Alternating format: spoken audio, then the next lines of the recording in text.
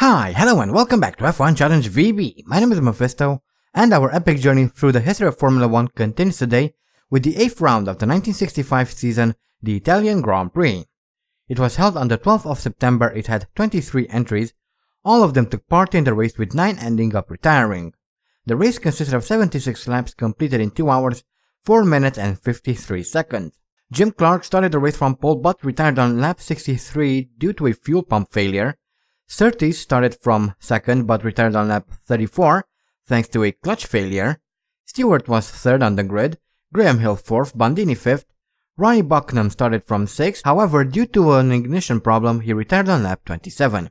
Jackie Stewart, who started the race from third, won the Italian Grand Prix from Hill, who started from fourth. He was just 3.3 seconds behind Stewart. Gurney went from 9th to 3rd and was 16.5 seconds behind the leader. Bandini moved up 1 place to finish 4th. He was 1 minute 15.9 seconds behind. McLaren jumped from 11th to 5th and was 1 lap down. And rounding off the top 6 was Richard Atwood, who started from 13th. He was also 1 lap down. Jim Clark proved to be the fastest man, posting a time of 1 minute 36.4 on lap 46. We return once again to the Temple of Speed, where a lap starts off with a very long run into turn 1, Curva Grande, a fast right-hander. Roggia is next, a fast left-hand sweeper that brings us into the Lesmo, a double apex right-hander. Take it easy going into Lesmo 1, the wall is really close. Same goes for Lesmo 2. Patience here is virtue. Next up is Curva Via Leone, a high-speed left-hander, the infamous corner that claimed the life of Alberto Ascari. Lastly, we come through Parabolica, a long 180-degree right-hander. The first half of the corner is quite tight, but it opens up as you go. This brings us around onto the main straight, and that is a lap around the Monza circuit. And here we are in qualifying, coming around to set our first lap of the session, a 136.51. That's not very good, but hopefully we can improve on that a little bit. It will be really good. Even though we are currently in second, I'm pretty sure that's not going to hold up for much longer as we come around to try and improve a little bit on our previous lap time, and we do improve 136.431. That's about 1/10 of a second faster. However, I was not able to go any faster than this, so that's pretty much it for qualifying, I'm afraid. So whatever comes will come from whatever place we start. Well, that's that, I guess, as we get ready for the Italian Grand Prix. And here are the previous winners. We haven't won here in a very long time, since 1958, so hopefully today is our lucky day, although this circuit is going to be played to our disadvantage because there are very long straights around here, and as we know, our car is not very fast. And we have Jackie Stewart starting from pole with Dan Gurney in second. Jack Brabham is third, followed by Pedro Rodriguez in fourth. Fifth is John Surtees, and rounding off the top 6 we have Maxton Gregory. In 7th we have Frank Gardner, followed by Denny Holm in 8th, Bruce McLaren 9th, Andy Hicks starting from 10th. In 11th we have Giancarlo Baghetti, 12th is Lorenzo Bandini, 13th Jochen Rindt, followed by Joe Bonnier in 14th. 15th is Innes Ireland, followed by Richie Atwood in 16th. 17th Joe Siffert, Bob Anderson 18th in the DW Racing Enterprises car. Then we have Giorgio Bassi in 19th, 20th is Paul Hawken, 21st Nino Vaccarella, and Chris Amon is 22nd. That is the largest grid we had this season, and probably will have for the entire season. Not that there's much left of the season, 2 more races besides this, and we are ready for the Italian Grand Prix. Lights are out and we are off, although that should have been a flag, but it doesn't matter. And we managed to gain a few positions. I almost went into the lead, however the 2 cars in front closed the gap, so I wasn't able to do anything about that. But then immediately I lose a couple of positions, and then Denny Holm comes around and he overtakes me as well. So does Frank Garner, so we are down in 8th already. So once again, the long straights on this circuit are not going to play to our advantage, unfortunately, but we will try to make the best of it as best as we can. Obviously we will want to try and finish as high as possible as we come through the Lesmo here, trying to catch back up to Gardner. However, they are all pulling away slowly, so it's only a matter of time whether or not we'll be able to catch back up to them. And here's a replay of the start with a brilliant start on Andy's part. Again, I tried to get around the two cars in front, but they kind of closed the gap, so there was no real place for me to go, so had to pull back. But that kind of ended badly for us, obviously, as we now move towards the end of lap 2 here, and Bruce McLaren just managed to overtake us, so we fall down to 9th as we come through Parabolica. And McLaren also goes past, and we are now down in 10th. Did I say McLaren twice again? I don't know. I tried to catch back to McLaren, but as we straighten out, he starts to pull away, so there's no real way for me to catch him. And a little bit later on, as we start lap 3, Lorenzo Bandini passes us together with, I'm not quite sure who was in the green car, Bob Anderson. I managed to overtake Bandini for a split second there. Tried to overtake Anderson as well, but didn't quite work. Then a little bit later on, Bandini manages to get through again, and we are down in 12th at this point. So not doing very well. Hopefully things will change as we come around on lap 4 here. I think I saw Jochen Rinder stuck in the wall, so we move back up into 11th. However, he doesn't retire yet, so that's kind of interesting. Now on lap 5, and Joe Siffert goes past us without any problems, so we fall back down to 12th. That's not very good, and Innes Ireland is looking to pass us as we come into Parabolica here at the end of lap 5. He cruises through the inside there, and we are down in 13th. Nino Vaccarella is also looking for an opportunity to overtake us, and as we come on to this very wide part of the track, he's going to get through no problem, and we are now down in 14th. Not much we can do. Look at the speed of all the AI there. There's really not much we can do in this very, very slow car. We are now on lap 6, and Richard Atwood goes past us without any problems, and Giancarlo Baghetti is looking for an opportunity as well, and he goes through as well. So we're now down in 16th. We are really not doing very well in this race. Lap 7 now, and Jochen Rindt finally catches back up to us, and we drop to 17th. I tried to make a pass on the outside there, however I go a bit wide, touch the Armco, and which slows me down, so we stay in 17th. A bit later on lap 7, Chris Amon also catches up to us, and we are now down in 18th. So really, really bad race for Andy here, unfortunately. We are now on lap 9, and Paul Hawkins gets through without a hitch, so we're now down in 19th. However, he's kind of slow through the corner, and we managed to go past him and move back up into 18th. However, I'm pretty sure it's not going to take for long before he goes past us again, and sure enough, a little bit later on, he overtakes us without any problems. So we are once again down in 19th, and Joe Bonnier is closing in on us.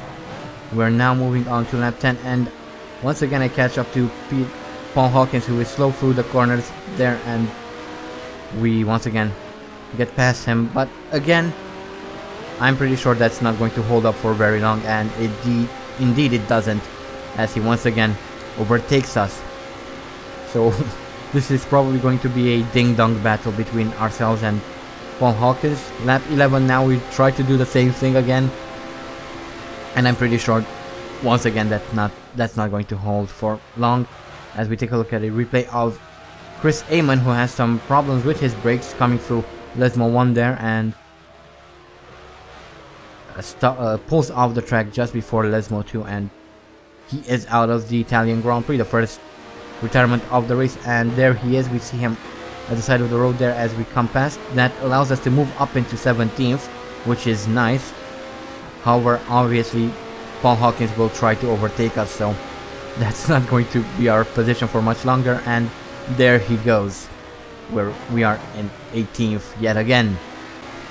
Lap 12, and we catch up to Paul Hawkins again, and I'm getting tired to saying the same things over and over, but that's what's happening, so I guess I can't really help that. We are once again in 17th, and now coming around towards the end of lap 12, and I go a bit wide out of Parabolica there, and Paul Hawkins takes the opportunity to regain 17th. So not much I could have done there.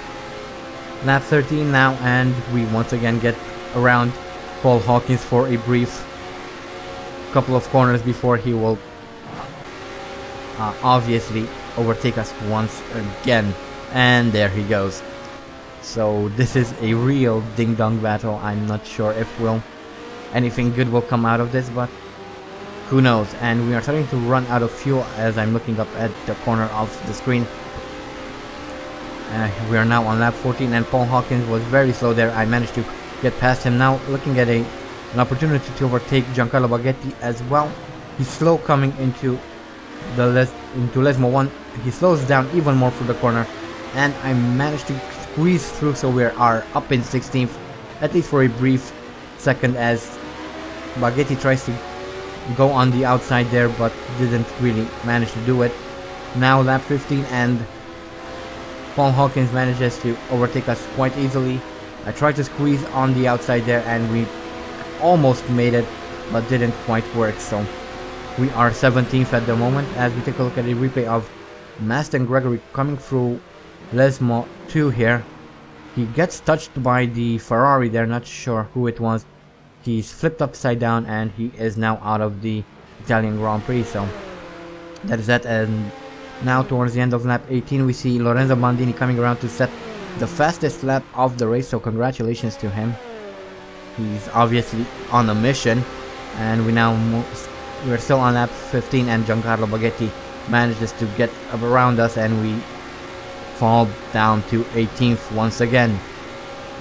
We should get used to this position. Now coming around on lap 16, I decided to come into the pits to refuel. However, I have no idea where the pit crew is, so I accelerate back up and get out of here, trying not to lose too much time. We will try again the next lap, and here I tried to summon in the pit crew through the request pit button. Obviously that's a bit unrealistic for the time period, but I had to know where the pit crew is, and we are now trying to refuel. However, as you'll soon find out, we don't actually have fuel. Look at that, we didn't get any fuel. I'm not sure why, but the pit crew decided not to refuel us, and we still have quite a few laps to go, and I have no fuel. So hopefully we have enough fuel to finish the lap, and indeed I do have, as we come into the pits, and I kind of overshoot my pit box. So now trying to reverse into my pit box. Things are not going well. I'm fumbling around now.